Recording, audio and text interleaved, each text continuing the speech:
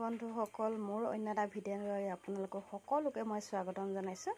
আজি বনাব লৈছোঁ মই দেখাই আছোঁ আপোনালোকক এয়া গাহৰি মাংস বনাব লৈছোঁ। যিহেতু আজি বতৰ ঠাণ্ডা ভাবিছোঁ গাহৰি মাংসই বনাম আৰু গাহৰি মাংসৰ লগত খাবৰ কাৰণে বনাম শুকান ৰুটি। এয়া মাংসখিনি মই ধুনীয়াকৈ ধুই পখালি ল'লোঁ আৰু ইয়াৰফালে মই মছলা ধুনীয়াকৈ ৰেডি কৰি লৈছোঁ। এয়া ৰচুন আদা খুন্দিবলৈ মই পেষ্ট বনাম ধুনীয়াকৈ ৰাখি লৈছোঁ, গুচাই ল'লোঁ আৰু এয়া বিলাহী কাটি লৈছোঁ। এয়া 3টা মই পিঁয়াজ লৈ লৈছোঁ আৰু 2টা মই সৰু সৰু বি জলকীয়া দিছোঁ আৰু এইখিনি হ'ল গোটা মছলা। ধুনীয়াকৈ মছলা গোটেইখিনি মই ধুনীয়াকৈ পেষ্ট এটা বনাই ল'ম। বনাই পিনে আপোনালোকক এতিয়া মই দেখাইছোঁ। এইফালে মোৰ কেৰাহী গৰম হৈ আছে আৰু ইয়াতে মই তেল ঢালি লৈছোঁ। যিহেতু গাহৰি মাংসত তেল ওলায় মই বেছি তেল নিদিওঁ, অকণমান কমকৈ মই তেল দি বনাম আৰু এতিয়া বনাই পিনে আপোনালোকক দেখাই আছোঁ কেনেকৈ মই গাহৰি মাংস বনাওঁ। চাওক তেল গৰম হ'ল, মই এয়া পিঁয়াজ দি লৈছোঁ। ধুনীয়াকৈ পিঁয়াজ দি ল'লোঁ আৰু পিঁয়াজখিনি অকণমান সিজিবৰ কাৰণে দিম।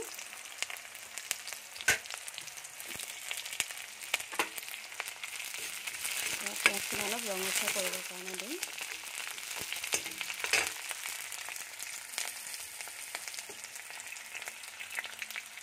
অলপ গেছটো বাঢ়ি আছিলে, কমাই লৈছোঁ মই। চাওক পিঁয়াজখিনি অলপ ৰঙচুৱা হ'বলৈ লৈছোঁ আৰু ইয়াতে মই অকণমান ৰচুন আৰু আদা মই খুন্দি লৈছিলোঁ, একেবাৰে মিহি কৰি লোৱা নাই। এইখিনি মই ইয়াতে লগতে দি দিছোঁ। অকণমান দুইখিনি মই ৰঙচুৱা হ'বৰ কাৰণে দিম। কোনে কোনে বাৰু ঠাণ্ডা দিনত গাহৰি মাংস খাই ভাল পায় কমেণ্ট কৰিবচোন। আৰু মই কিন্তু মাংসখিনি গাহৰি মাংসত যিহেতু তেল ওলাই যায় সেইটো কাৰণে মই তেল একেবাৰে কম দিছোঁ, মাত্ৰ পিঁয়াজখিনি সিজাৰ জোখত দিছোঁ আৰু মাংসখিনি ঢালি দিয়াৰ পিছত তেল লাহেকৈ নিজে ওলাবই আৰু।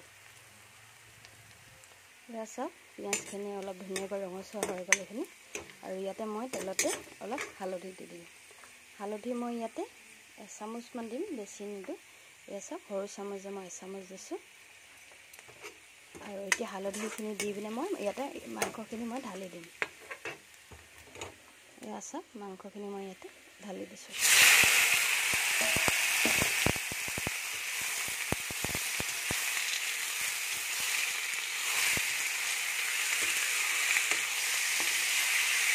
যিহেতু গেছটো অলপ বঢ়াই লৈছিলোঁ, অকণমান মই কমাই লৈছোঁ।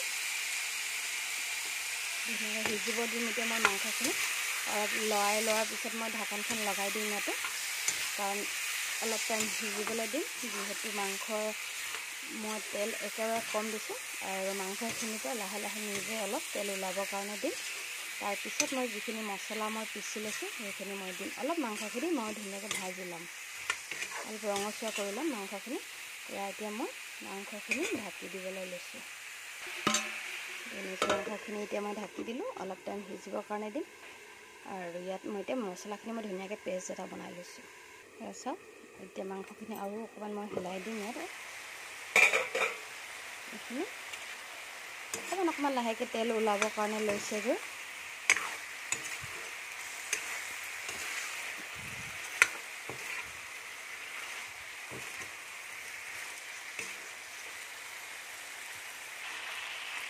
মাংসখিনি ধুনীয়াকৈ হ'বলৈ হৈছেগৈ, ৰঙচুৱা হ'বলৈ লৈছে আৰু অকণমান দেৰি পিছত মই ইয়াতে মই যিখিনি বিলাহী কাটি থৈছিলোঁ বিলাহীখিনি অলপ দি দিম।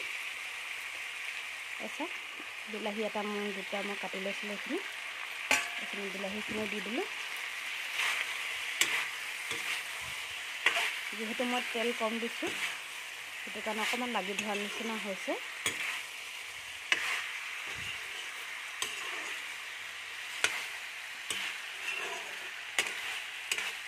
আকৌ মই ধুনীয়াকৈ ঢাকনখন লগাই দিম। এতিয়া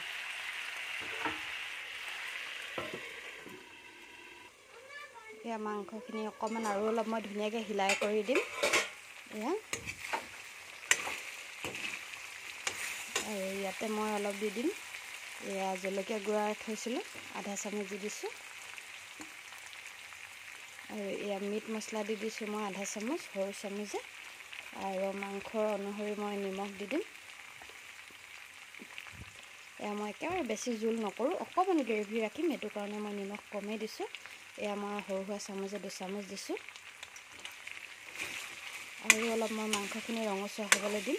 মাংসখিনি ৰঙচুৱা হোৱাৰ পিছত যিখিনি মই মছলা পিচি থৈছোঁ সেইখিনি মই ঢালি পিনে আৰু অলপ ধুনীয়াকৈ ভাজি ল'ম। আৰু মই 5 মিনিটমান ইয়াত মাংসখিনিৰ লগত এইখিনি ধুনীয়াকৈ নিমখখিনি সোমাবৰ কাৰণে দিম। আৰু এতিয়া মই ঢাকনখন ধুনীয়াকৈ আকৌ লগাই দিম। এই মাংসখিনি এতিয়া আৰু অলপ হিলাই ল'ম। চাওক ধুনীয়াকৈ এতিয়া মাংসখিনি সিজিবলৈ লৈছে।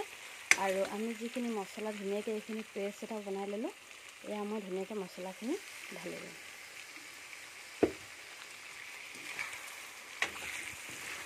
মছলাখিনি ঢালি কিনে অলপ ভাজিম মই, যেনে হ'লেও আৰু 10 মিনিটমান মছলাখিনি সিজিবৰ কাৰণে দিম।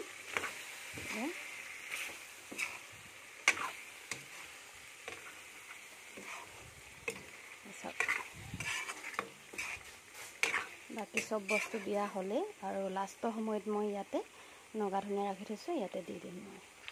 চাওক মাংসখিনি ধুনীয়াকৈ আৰু এতিয়া সিজিলেগৈ। আৰু ইয়াতে মই অলপ এতিয়া গ্ৰেভিৰ কাৰণে মই পানী ঢালি দিম।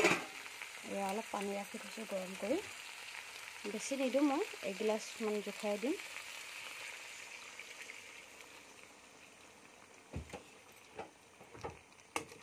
পানী ঢালি ল'লোঁ আৰু 5 মিনিটমান মই উতলিবৰ কাৰণে দিম। যেতিয়া অকণমান শুকাই যাব, ইয়াতে মই ধনিয়াখিনি ছটিয়াই আৰু আমাৰ তেতিয়া গাহৰি মাংস ৰেডি হ'ব। আৰু এয়া এতিয়া আমাৰ মাংস ৰেডি হৈ গ'ল, এয়া দেখিছে। আৰু এতিয়া মই জোল অলপ ৰাখিছোঁ, গ্ৰেভি টাইপত কৰিছোঁ। গেছটো বন্ধ কৰি দিলে আৰু অকণমান শুকাই যাব। এতিয়া মই গেছটো বন্ধ কৰি দিওঁ।